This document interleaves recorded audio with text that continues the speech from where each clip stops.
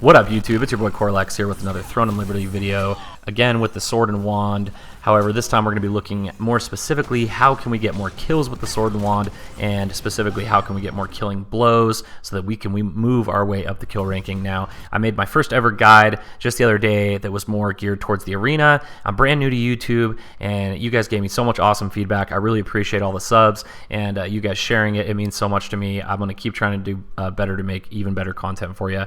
Now, here's what's up. If I can hit 500 subs, I'm going to do a giveaway for the bronze pack, and I'll just randomly select anyone who's following me and who submits just any kind of comment. So comment and be subbed, and if I hit a 500, I will give away a bronze pack. And then hell, if we hit 1,000, I'll do a silver giveaway at 1,000 subs. I have no idea if we'll hit it, but let's hope for the best. Please share this, and let's try to get that. Now, this guide's going to be more geared towards getting killing blows specifically. I'll do a more in-depth guide on like small and large scale and healing versus DPS in the future. And I'm sorry for the ultra-wide guys with the black bars. I'll look into playing on a different resolution in the future, and I'll do my best to kind of squeeze the windows so you can see everything you can. So as you can see, I'm getting quite a few kills with the sword and wand here, and we get kind of, cornered into being healers, and it's not known for having the most damage, but with the right skill rotations you really can get some good burst out of the wand, and if you know what you're doing and you time it correctly, you can get a lot of killing blows and move your way up the kill ranking really quickly. Now, the way that kill ranking works in this game is it's on a constant rolling basis from a whole week's worth of points, and you get the most points for a killing blow. It doesn't matter how much damage you do, as long as you get the killing blow, you get 10 points. So, and under that, if you do the most, you get 3 points, and then etc. person under that too. So really, ideally, you want to get the killing blow. You don't have to be huge on DPS. If you know what you're doing and you time your single target skill correctly, you can get more killing blows, which is really what I want to try and show you how to do in this video. So let's get into it. First of all, you need to be using a trinket if you're going to be doing any PvP. If you don't have it, you can use potions instead. You craft it just by doing the open world dungeons. Now, in Throne and Liberty, there are multiple activities and ways for you to move up the kill ranking, but obviously one of the best ways is the Dominion event, which we'll talk about in a little bit here. But in Throne and Liberty, you really can move up the kill ranking so quickly. I'll show you, I think, just after one event, just one afternoon of playing right here, I think I went up over 120 points. And even if you don't have thousands of kills, it goes on a rolling basis. So as long as you get a ton of kills within a day or two, you can shoot up it super quickly. The previous day from the week just falls off and it goes constantly. So let's take a look at some of the skills and kind of get into it here.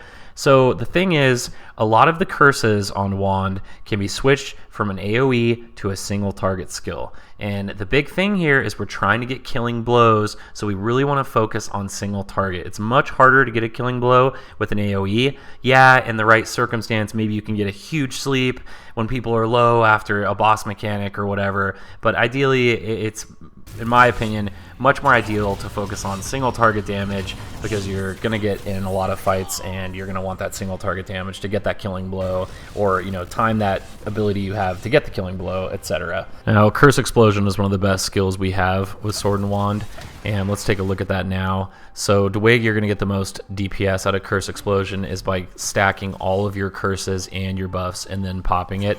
And keep in mind, anytime you wake someone out of sleep, it's a guaranteed crit, but you could save that, for Piercing Strike instead, and, just use that, wisely. Now, check that out. Let's look at that again. It hits for over 17,000 with that extra. It's almost 18.5. Quick note, you can stack Touch of Despair 3 times at most, and so ideally you want to get those 3 stacks plus your Corrupted as well. So let's take a look at that again real quick. You're going to stack all of your dots. You're going to get that guaranteed crit because they're slept. You pop all of your buffs and your debuffs. Bam, slap Curse Explosion. It's going to slap. I think we got easily another 15k right there. And then if that doesn't kill them, just follow it up with a Piercing Strike, etc. And you can, rush them, whatever it takes. And then you should have your cooldowns up again. Just repeat that process. Now, I know that you're not always going to get your full skill rotation up because it's a little frantic when you're doing open world PvP, etc. But even with that skill specialization to get that double curse stack, even if you don't have your full stack, it should still hit for pretty good damage. But ideally, try to get your full stacks. It's really going to slap. Now, let's talk about Piercing Strike, which is another incredible skill to get killing blows for Sword and Wand. Alright, so Shield Strike is Piercing Strike, and it's really great because with Piercing Strike it hits in a cone, and basically Counter Barrier is going to reset the cooldown of Piercing Strike because of that specialization cooldown. Every time you're using it, it's just resetting Piercing Strike for you, and that damage really adds up over and over and over, and it can actually heavy attack as well. It can proc a heavy, and it does pretty decent damage, and you can really get some good kills off with it if you time it wisely.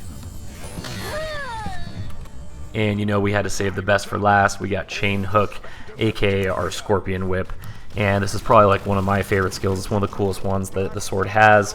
It's just another extra CC in our arsenal. We can pull and push. With its specialization, you can grab more than one person. You can grab like up to 5.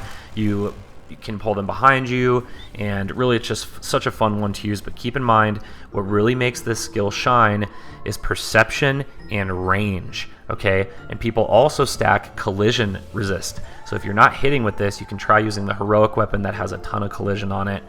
Overall, you can catch people running away with it. You can pick people off. It's overall just such a fun skill to use. It just feels so badass to pair with Piercing Strike as well. It just feels like a really awesome combo.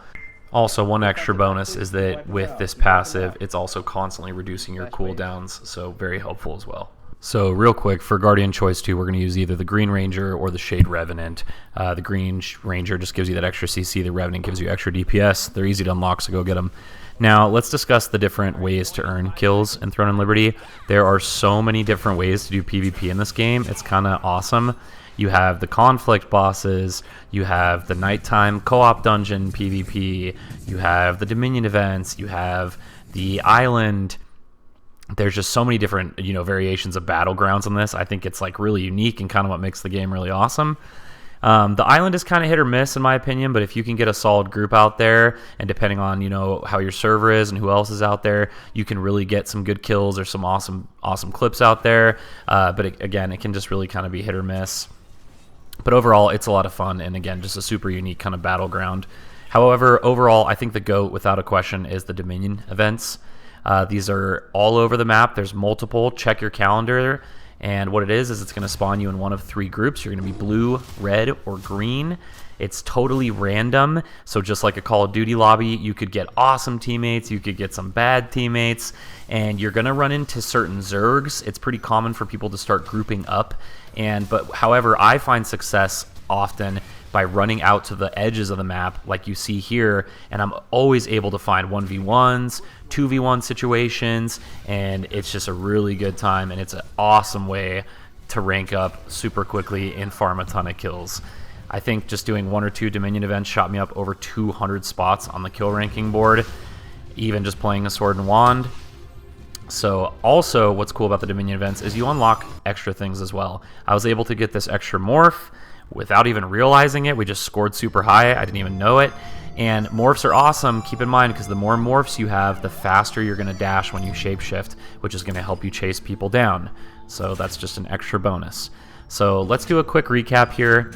Overall, you really want to turn your skills into single target. It's going to up your chances of getting a killing blow. Second thing is you want to time your abilities. Try to hit them when the HP bar is low, especially if you're in like huge Zergs, there's a ton of people around.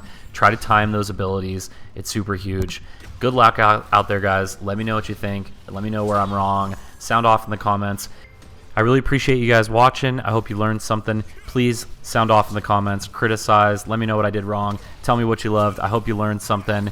Anything at all. It really means so much to me. Again, I'm pretty much a brand new here. I do all the editing on my own. I work full-time as an X-ray tech. This is just something I'm doing on the side. I'm really enjoying getting to know all the Throne community, and I really want to keep making content, so show me that you enjoy this type of stuff. Let me know that you want to see more of it. I'm going to be doing a full in-depth guide for the Sword and Wand, complete on PvP, PvE, large scale, small scale, everything. So be on the lookout for that. And keep in mind, if I hit 500 subs, I will be giving out that pack. And again, if I hit the 1,000 subs, I'll give out the silver pack. So let's see if we can do it. I really hope I can find a niche on here. I appreciate it so much. Have an awesome day. I will see you in the next one. Take care.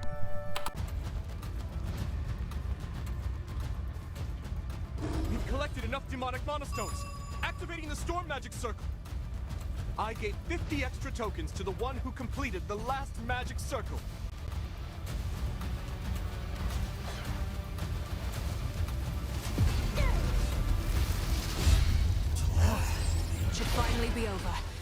at least for now. These are the adventurers who gathered the most tokens for this mission. We may have failed to strike...